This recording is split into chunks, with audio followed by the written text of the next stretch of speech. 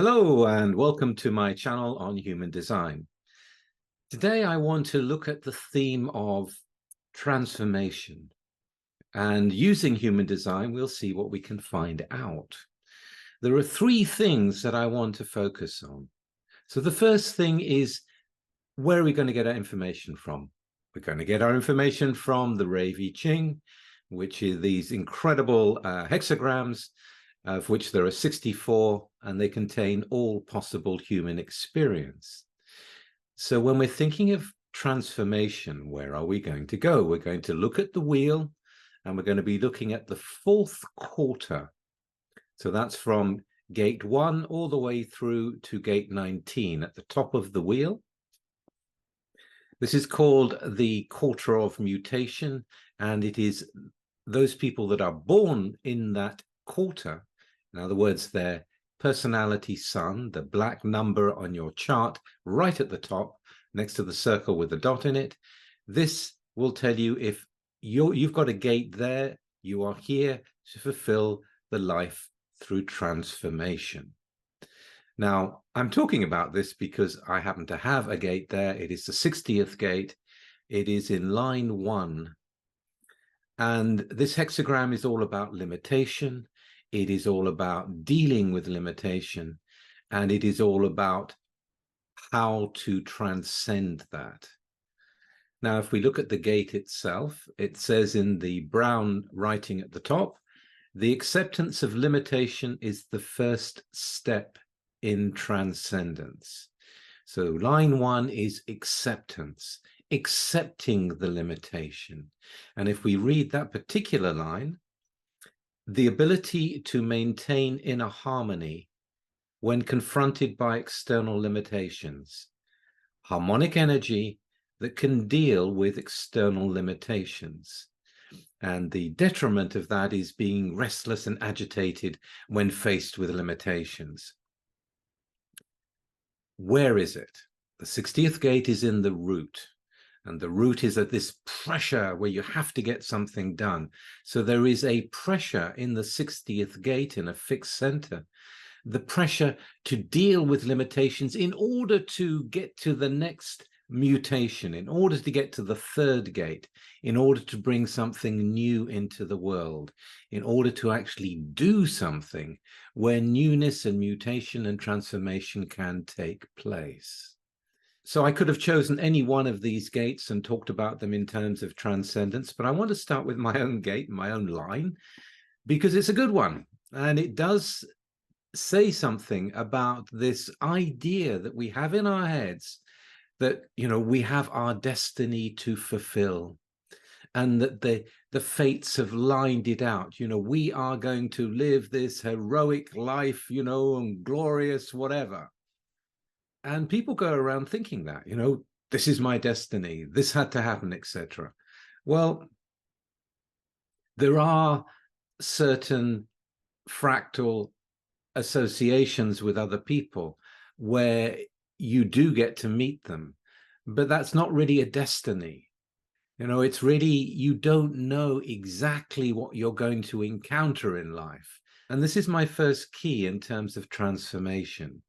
We don't know what's going to meet us along the way. We don't have knowledge of that. We don't have the full series of encounters and experiences that we're going to go through. We don't know that.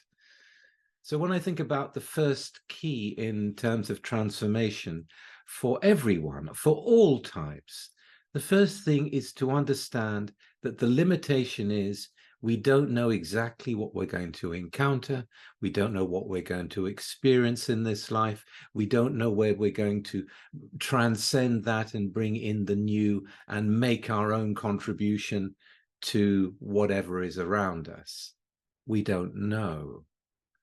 What we can know is how to deal with the limitations where we are.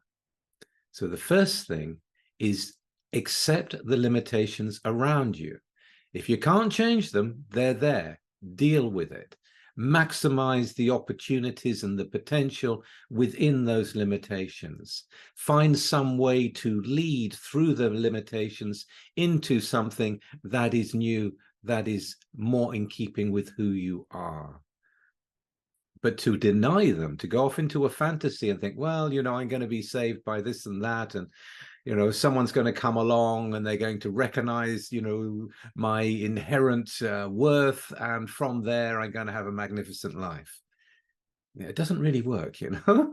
This 60th gate leads into the third gate. It leads into actually doing something. It leads into something that is the life force itself responding in the moment to whatever the opportunity may be, to whatever that you are presented in your life. And if you're a generator, there will be this response. If you're a projector, there will be an invitation that just fits you, and you go, yeah, I want to accept that. They're seeing truly who I am. And if you're a manifestor and you've waited out your emotional wave, or if you're splenic and you don't need to do that, you just do it. As a reflector, it's going to be the transformative quality of the environment and the people around you that is surprising, that is full of potential for newness, something that you haven't met before. So all 4 types, in terms of dealing with limitation, you have your own way of doing it, your own way of knowing how to deal with it. But my main point is, you don't know what you're going to meet. Accept it. The second key, if we look closely at line 1, we see the ability to maintain inner harmony when confronted by external limitations.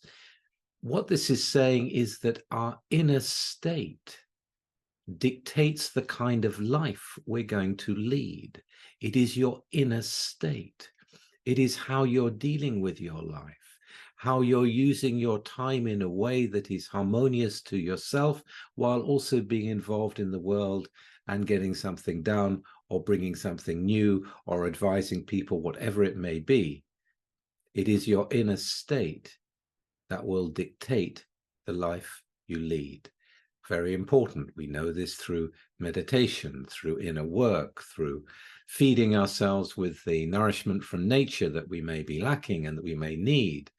You sort out your inner state. When you're constantly agitated, when, you know, people are bugging you about this and that, and there's this and that to do, and you just can't cope, you're not going to get anywhere.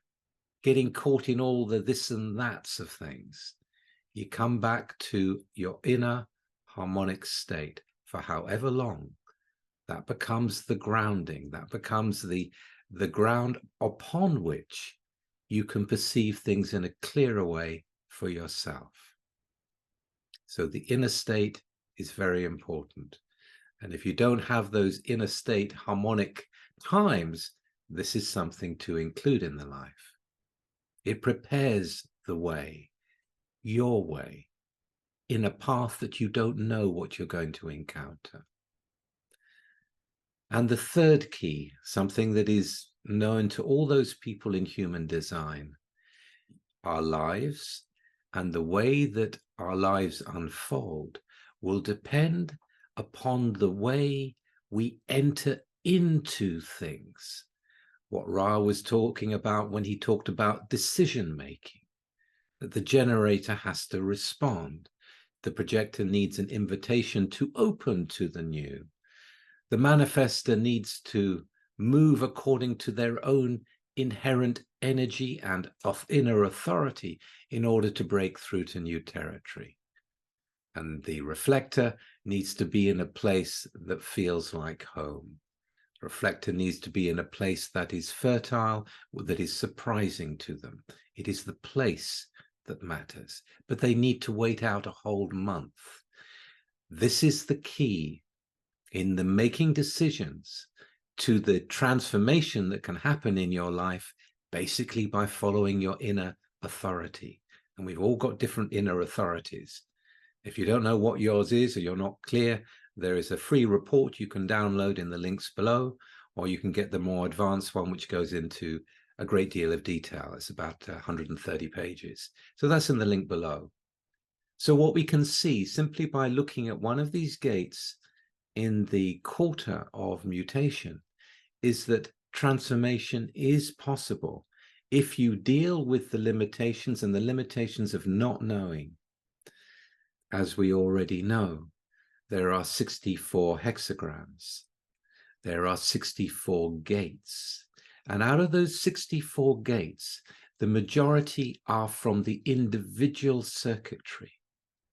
It's about knowing in the now, being present in the moment, that can lead to a transformation, that can lead to change, that can lead to something new, an opening that you didn't know was there or even possible.